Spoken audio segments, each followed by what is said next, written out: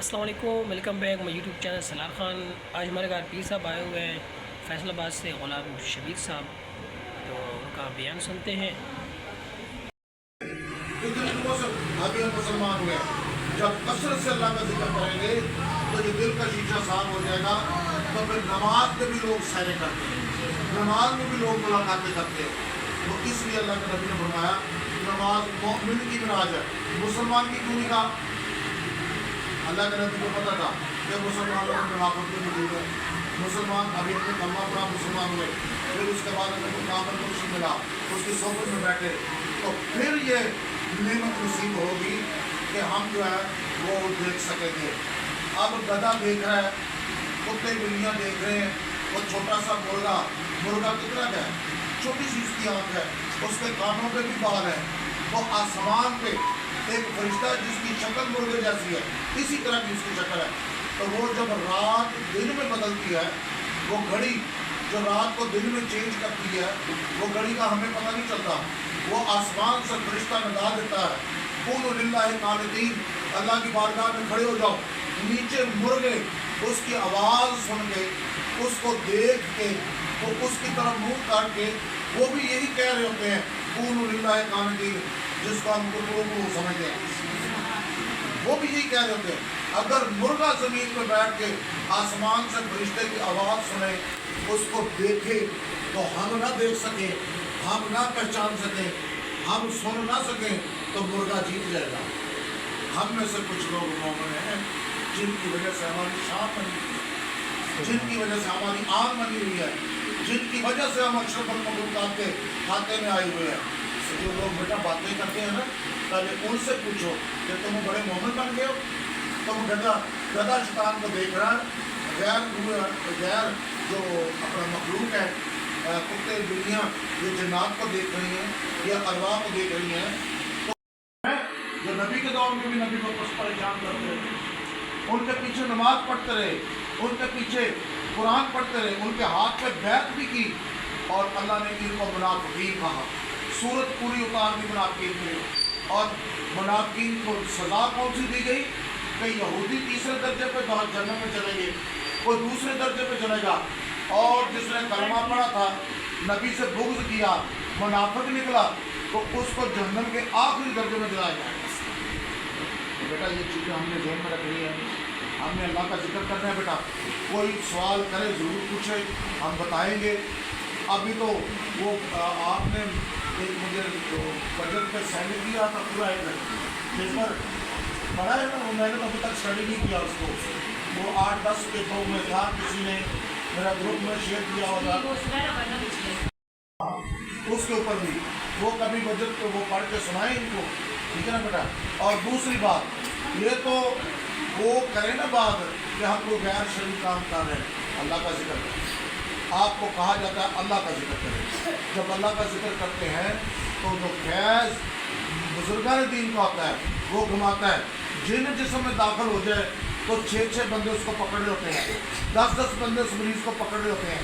اگر جن داخل ہو کے آپ کے اندر کو قبضے میں لے لے، قابو کر لے، اور آپ کا دل اور میلا کر دے، سخت کر دے، تو پھر اس کو 10 بندے پکڑ رہے ہوتے ہیں۔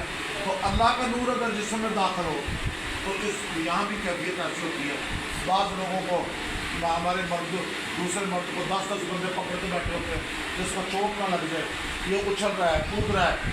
تو علامہ اقبال صاحب بھی تو یہی کہتے رہے، یا الہی تڑپنے پھڑکنے کی توفیق دے، دل مرتضیٰ سوز صدیق دے۔ تو علامہ اقبال صاحب بھی دعائیں کرتے رہے کہ یا اللہ یہ تڑپنے پھڑکنے کی کیفیت ہمیں بھی عطا فرما۔ تو نئی بات نہیں ہے بیٹا، اس پہ بہت دلائل ہے، بہت کچھ ہے، لیکن سب سے بڑی بات یہ کہ صرف پھیلے، ہر گھر میں پہنچے، بیویاں اگر دور نہیں جا سکتی، یہاں ذکر آ جائے، یہ ہماری بیٹی اگر ذکر سبق پورے کر لیتی ہے، پھر وہ آپ کے کرائے گی، آپ اپنے گھروں میں ذکر شروع کر لیں، آپ کے گھر والوں کو ذکر لگ جائے، تو بہت سی ہماری معاشرتی اور آپس میں جو ہمارے اختلافات ہیں، آپس میں شیطان جو ہمیں لڑاتا ہے، نہ چاکیاں، بندشیں اور نہ اتفاقیاں ختم ہو جائیں گی۔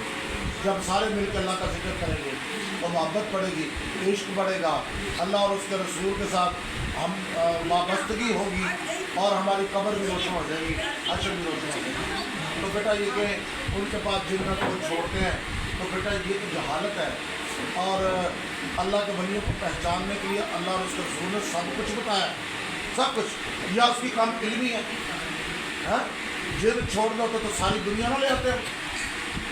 नबी अलैहिस्सलाम जिन्होंने मुझे जिन का तोहफा दिया तो वो 1400 साल पहले उनका तो वो सजदे में जाते थे, लोग अपनी ओझड़ियाँ उनके ऊपर रख देते थे, कचरा उनके ऊपर रख देते थे, गंदगी उनके कमर पर रख देते थे।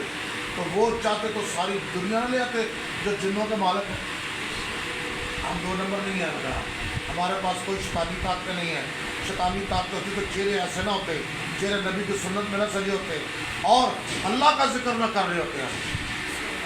जिद है ये बेटा, वो शैतान और उसके साथी तो अल्लाह का जिक्र करने नहीं देते, वो तो नमाज पढ़ने नहीं देते, वो तो दाढ़ियाँ इमाम में सजाने नहीं देते। और जितने जादूगर उठा के देख लें काले न वाले, उनकी दाढ़ियाँ नहीं होंगी, उनके सर पे दस्तारें नहीं सजी होंगी। ये तो बड़े बड़े इमाम मस्जिद इस वक्त इससे महरूम है। ये नबी की अफजल तरीन सुन्नत है। आका अलैहिस्सलाम ने फरमाया मेरी उम्मत उस वक्त तक दीने हक पर रहेगी जब तक टोपियों पे दस्तारें बांधेंगे। ये नबी का फरमान है।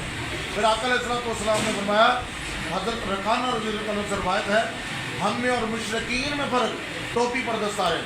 इस वक्त तो बड़े बड़े इमाम, उनको गर्मी लगती है, उनको इसमें हबस लगता है, ये वज़नी है, ये कम से कम 3-4 किलो वज़न है इसका, तो ये आशिक पहन सकते हैं, वो आम बंदे नहीं पहनते। उनको गर्मी लगती है इसमें, उनको चक्कर आते हैं इसमें, उनको हबस आता है इसमें। तो एक शेर हमने नहीं लिखा, वो बड़ी पुरानी एक नात है, उसमें वो कहते हैं ये कौन सर पे कफन लपेटे चला है उल्फत के रास्ते पर। ये कफन है पूरा, अगर कहीं हमें कफन नसीब ना हो तो ये हमारी मिसाल, हमारा कफन बन गया। आका अलैहिस्सलाम की बारगाह में एक उनके मुरीद हुए तो मदीना में सबसे उम्मीद नहीं गए, वो बहुत हो गए।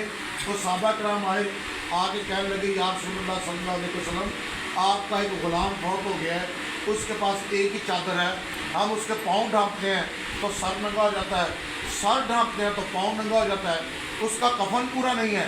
तो आका अलैहिस्सलाम रोने लगे और बड़ी शिद्दत से रोए, बहुत शिद्दत से रोए।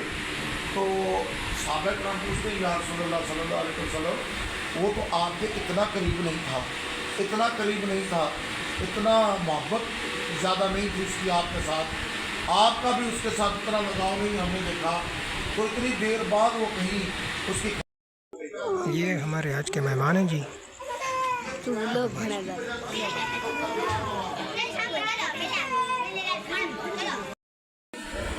ये मेरे अबू और पीर गुलाम शबीर साहब इकट्ठे। मैं करता हूँ उससे बात कुरान और हदीस से, तो अल्लाह के जिक्र से भी तो रोकता है। अल्लाह के जिक्र से आप रोकेंगे, जिसने बातें की हैं तो वो बहुत घंटक है, उसने बातें की हैं। तो आलम दीन है, वो आलमा वाला तो फिर भी ले आए, मैं मुनाजरा करता हूँ उसके साथ।